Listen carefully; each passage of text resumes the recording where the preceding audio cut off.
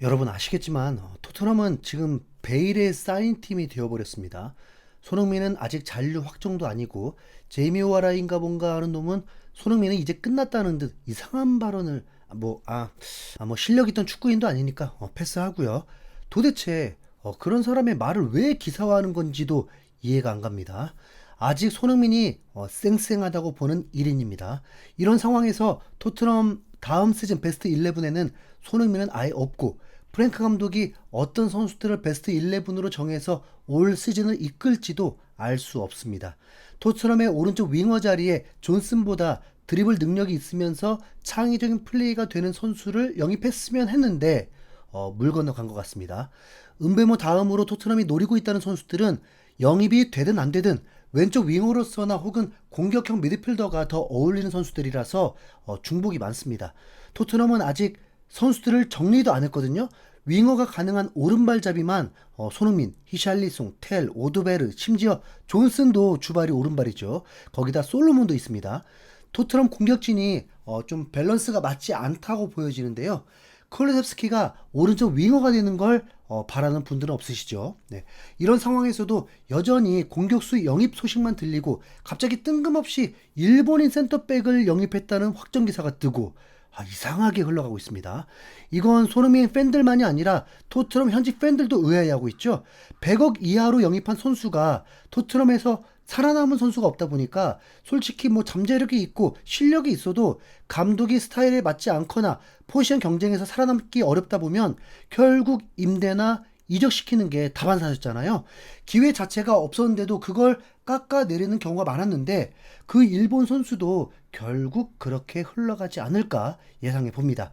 토트넘 구단이 프랭크 감독과 다음 시즌을 어떻게 구성하고 있는지는 정말 아무것도 알 수가 없습니다. 하지만 분명한 건 기존 토트넘의 선수들과 공격수 보강 정도로는 다음 시즌 택도 없다는 거죠. 거기다 챔피언스리그 8경기까지 치러야 하는 일정까지라면 거의 더블 스쿼드가 나와야 하는데 공격수는 지금 영입 선수만으로도 뭐 더블 스쿼드가 됩니다. 그리고 골키퍼도 킨스키 골키퍼 있고 풀백도 왼쪽 풀백 자리가 좀 아쉽긴 하지만 큰 문제는 없습니다. 센터백도 로메로, 반더벤, 단속, 드라구신, 뭐 계약 연장한 벤 데이비스 여러 구단에서 러브콜 들어오는 부스코비치까지 로메로가 뭐 떠나지 않는 이상 문제 없습니다. 그런데 미드필더 여기 어떻게 할 겁니까? 먼저 공격형 미드필더 쪽을 보면요. 콜렙스키, 메디슨 이 두 선수 다른 빅클럽들과 견주어 볼 때 레벨이 확 떨어진다 그렇게 볼 수는 없습니다.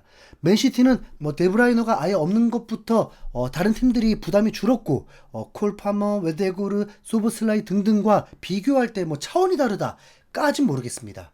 그런데 나머지 미드필더 2명 자리는 매우 엄중하게 봐야 한다고 봅니다.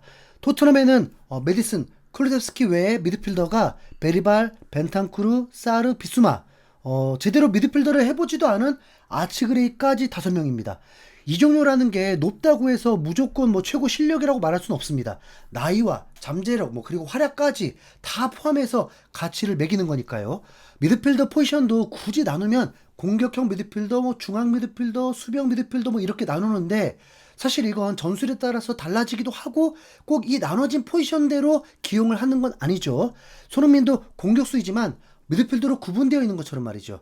이 기준으로 공격에 특화된 미드필더들 외의 선수들로 미드필더들의 가치를 한번 좀 보고 싶습니다. 제일 먼저 아스날의 라이스입니다. 26살인데 1억 2천만 유로의 몸값입니다. 실제로 카이스도가 영입되기 직전까지 프리미어리그 역대 신기록 이적료로 웨스트햄에서 아스날로 이적했고 이적 후에 라이스는 더욱 안정적인 중원 활약과 미친 출전 시간의 활동량까지 보여주면서 이렇게 갈아서 쓰면 탈이 날 거라는 걱정까지 되는 선수입니다. 몸값 가치는 충분히 하고 있죠. 맨시티 로드리 29살인데 지금도 1억 1천만 유로의 이적료 책정입니다. 2년 전 발롱도르를 수상한 선수죠. 로드리가 십자인대 파열로 시즌을 마감하자 맨시티가 추락을 하기까지 했습니다. 중요 정원 한 명이 빠지니까 맨시티도 속수무책이었습니다. 리버풀의 메갈리스터 26살인데 1억 유로 평가입니다. 이건 미쳤죠? 네. 이 선수 2년 전에 약 4천만 유로에 영입했는데 리버풀에서 활약하고 2배 이상으로 폭등을 해버렸습니다. 거기다 리버풀은 소보슬라이, 흐라반베르도 6천만 유로 이상의 평가입니다. 다음으로 카이세도. 역대 최고 이적료를 기록했던 첼시 선수인데 그나마 떨어져서 9천만 유로 평가입니다. 그리고 뉴캐슬도 보면 기마량이스의 평가액은 8천만 유로, 토날리 6천만 유로 평가입니다. 6위를 기록한 아스톤빌라도 오나나, 로저스의 몸값은 5천만 유로입니다. 맨유, 카스미루, 나이가 있으니까 이적료는 제끼고 주급이 35만 파운드입니다. 자, 지금까지 소개된 선수 중에 토트넘 선수 있나요? 5천만 유로 이상 되는 미드필더에 이름 올라 있나요? 없죠. 네, 없습니다. 4천만 유로 이하였을 때 토트넘 미드필더들이 사이좋게 모여 있는데요. 가장 가치가 높은 선수가 이제 19살이 되는 아치그레이 베리발로 3,800만 유로였습니다. 우선 토트넘은 미래를 보고 지난 시즌에 이 두 명을 영입을 했는데 아치그레이는 그래도 700억 가까운 돈을 들여서 영입을 했습니다. 영입한 비용보다는 이적료가 오히려 낮죠. 베리발은 1200만 유로에 영입을 했는데 3800만 유로까지 껑충 뛰어버렸습니다. 지난 시즌 토트넘 주전들이 부상 속출로 기회를 얻었고 땜빵 정도로 잘해줘서 이 때문에 가치도 폭등한 건데 중요한 건 이들이 최고가 3,800만 유로입니다. 그리고 이 선수들이 주전이라고 생각해보세요. 네. 과거에 알리 같은 대활약을 한 것도 아니고 토트넘 전력이 강해졌다고 받아들일 수 있나요? 네. 그러면 유망주가 아닌 토트넘 주전급 미드필더 누구 남았나요? 벤탄쿠르, 사르, 비수마? 네. 파페사르가 3,200만 유로, 벤탄쿠르가 3,000만 유로, 비수마 2,500만 유로입니다. 비수마는 아직 28살밖에 안 됐는데 3년 사이에 오히려 몸값이 떨어졌습니다. 이 선수들이 토트넘 미드필더들을 맡는다면 리그에서 경쟁이 될 수 있나요? 네. 이런 걸 과욕이라고 부르는 거죠. 적당한 선수들을 데리고 잭팟을 노린다? 네. 지난 시즌 엔지 감독이 가장 중요시했던 게 쉽게 말하면 선수들에게 미치도록 뛰는 걸 주문했습니다. 그래서 메디슨이 밀리기까지 한 겁니다. 시시때때로 경기 상황이 바뀌는데 공간을 찾아 뛰라고 하는 거죠. 근데 솔직히 미치도록 뛰면서도 패스 정확도도 높을 수가 있나요? 슈팅 정확도가 높을 수가 있나요? 체력이 인정되는 선수들이어야 했습니다. 프랭크 감독은 좀 더 미드필더들이 3선 쪽에서 잘 지켜내길 원하면서 셋 중에 한 명 정도만 더 위로 올라가면서 나머지는 상황에 따라서 미드필더들이 서로 공존하는 방식입니다. 큰 틀에서 공격 축구의 차이는 크게 없죠. 상대 실수 때문에 기회가 더 많이 만들어지기도 하니까요. 하지만 실수가 적고 지능이 뛰어나고 정확성이 높고 체력 좋으면 당연히 비쌀 거 아닙니까? 그리고 그런 선수를 영입해야 토트넘 전투력도 상승하는 거 아니겠습니까?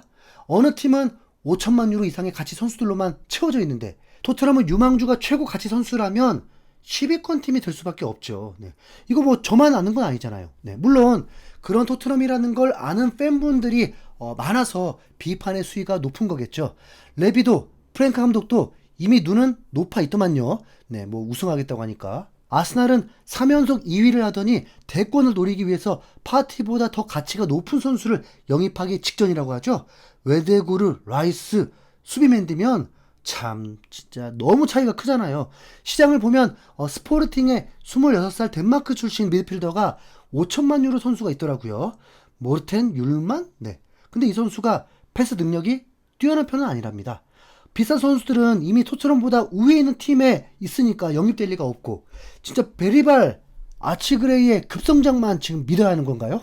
자, 여러분, 토트넘 미드필더 개편은 어떻게 해야 경쟁력이 있을까요? 축구 지식인들의 의견 궁금합니다. 댓글로 남겨주십시오.